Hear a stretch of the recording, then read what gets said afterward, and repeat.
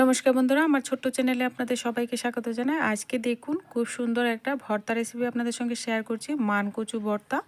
অনেকেই আছেন দেখবেন মানকচু বাটা এইভাবে কাঁচা মানকচু বাটা করলে গলায় ধরে।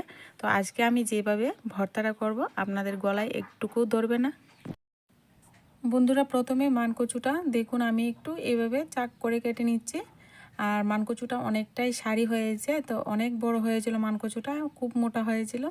তো মানকচুটা এর থেকে কিছুটা অংশ আমি কেটে ভর্তা করছি, আর বাকি অংশটা অন্য রান্না করব। তো আমি এর মধ্যে থেকে একটা পিস নিয়েই কিন্তু ভর্তাটা করব, আপনারা পরিমাণ মতো করবেন। তো আমি মাটির চুলায় একটা স্ট্যান্ড বসিয়ে দিলাম, দিয়ে এবার একটা চাক উপরে দিয়ে এবার মানকচুটাকে পুড়ে নেব। তো দেখুন বন্ধুরা, এইভাবে যদি মানকচু পুরা ভর্তা না খেয়ে থাকেন একবার খেয়ে দেখবেন, আপনাদের গলায় একটুকুও ধরবে না। বন্ধুরা, আমার চ্যানেলে যদি নতুন বন্ধু হয়ে থাকেন চ্যানেলটিকে সাবস্ক্রাইব করে দিয়ে চ্যানেলের পাশে থাকা বেল আইকনটি বাজিয়ে দেবেন। যখনই কোনো ভিডিও আমি আপলোড করব সাথে সাথে আপনারা নোটিফিকেশানটা পেয়ে যাবেন। তো বন্ধুরা দেখুন সুন্দর করে কিন্তু পুড়ে নিতে হবে। তো কচুটা পুড়তে একটু সময় লাগবে, যেহেতু কচুটা একটু ভারী। তো আমি দেখুন উলট পালট করে দিচ্ছি। তো বন্ধুরা, এইভাবে উলট পালট করে দিয়ে কিন্তু কচুটাকে ভালো করে এপিট উপিট পুড়ে নিতে হবে। আমি কিন্তু কচুটাকে এখানে মাটির চুলায় পুড়ে নিয়েছি, আপনারা গ্যাসের চুলায়ও পুড়ে নিতে পারবেন। একটু সময় লাগবে, কিন্তু মাটির চুলায় তাড়াতাড়ি হয়ে যায়। তো দেখুন বন্ধুরা, এপিট উপিট পুড়ে খুব সুন্দর করে কিন্তু এভাবে পুড়ে নিয়েছে। এবার একটা পাত্রে আমি উঠিয়ে নিয়ে এবার যে উপরে যে পুরা অংশগুলি আছে সেগুলিকে ভালো করে একদম পরিষ্কার করে নেব। একটু ঠান্ডা হয়ে গেলে পরিষ্কার করে নিতে হবে। তো দেখুন বন্ধুরা, এইভাবে কিন্তু খোসাটা উপর দিকে সুন্দর করে আমি পরিষ্কার করে নেব। বন্ধুরা, এইভাবে যদি মানকচু বাটা আপনারা না খেয়ে থাকেন অবশ্যই খেয়ে দেখবেন। আমরা কিন্তু বাড়িতে রেগুলার এইভাবে কচু পুরা ভর্তাই খাই, কাঁচা কিন্তু খাই না, যেহেতু আমারও গলায় ধরে। এইভাবে মানকচু পুরা ভর্তা খেয়ে দেখবেন, একদম গলায় ধরবে না। তো উপরের খোসাটা কিন্তু এইভাবে সুন্দর করে কিন্তু ছাড়িয়ে পরিষ্কার করে নিতে হবে। পরিষ্কার করে ভালো করে জল দিয়ে ধুয়ে নিতে হবে।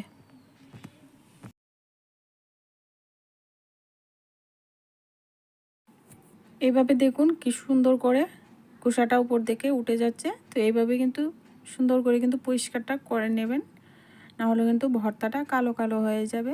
এভাবে ভালো করে পরিষ্কার করে জল দিয়ে ধুয়ে নেব। তো বন্ধুরা দেখুন, ভালো করে জল দিয়ে ধুয়ে পরিষ্কার করে নিয়েছি। এবার ছুরি দিয়ে একটু পিস পিস করে কেটে নিয়েছি, এতে বাটতে সুবিধা হবে।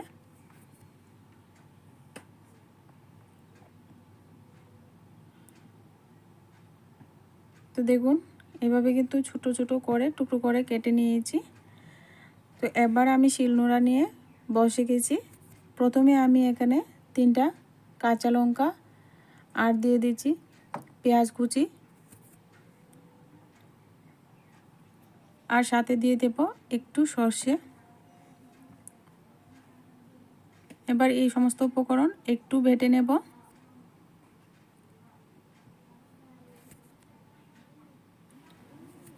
এখানে আপনারা শুকনো লঙ্কাও ব্যবহার করতে পারবেন, তো আমি এখানে কাঁচা লঙ্কা দিয়েই বাটাটা করছি। আপনারা শুকনো লঙ্কাও ব্যবহার করতে পারবেন ঝালের জন্য। তো দেখুন বন্ধুরা, এবার অল্প অল্প করে একটু একটু কচু দিয়ে এবার বাটাটা করে নেব। এভাবে যদি ভর্তা না খেয়ে থাকেন অবশ্যই যারা ভর্তা খেতে ভালোবাসেন, শিলনোড়ায় বেটে ভর্তা খেতে ভালোবাসেন, তারা অবশ্যই খেয়ে দেখবেন, ভীষণ ভালো লাগবে। এভাবে সমস্ত কচুটা একদম মিহি করে বেটে নেব। এভাবে বেটে নিয়ে এর মধ্যে আমি এবার নারকেল কুড়াও দিয়ে দেব। এখানে পরিমাণ মতো একটু নারকেল কুড়া নিচ্ছি, নারকেল কুড়াটা এবার বেটে নেব।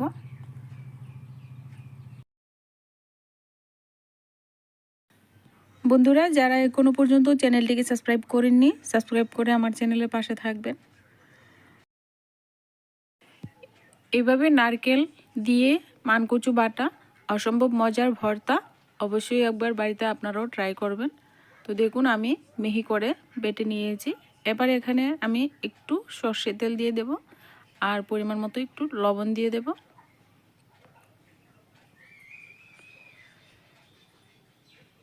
এবার হাত দিয়ে ভালো করে মেখে নিচ্ছি। মেখে নিলেই কিন্তু আমার সুস্বাদু ভর্তাটা রেডি হয়ে যাবে। তো তো দেখুন বন্ধুরা, গরম ভাতের সঙ্গে এরকম সুস্বাদু ভর্তা হলে কিন্তু আর কিচ্ছু লাগবে না। হেলদি একটা ভর্তা আপনাদের সঙ্গে শেয়ার করলাম। ভিডিওটা ভালো লাগলে অবশ্যই বন্ধুরা লাইক করবেন, কমেন্ট করবেন, আর আমার চ্যানেলটিকে, ছোট্ট চ্যানেলটিকে একটু সাপোর্ট করে এগিয়ে নিয়ে যেতে সাহায্য করবেন। তাহলে বন্ধুরা, আজকে ভিডিওটা এই পর্যন্তই। দেখা হচ্ছে নেক্সট ভিডিওতে।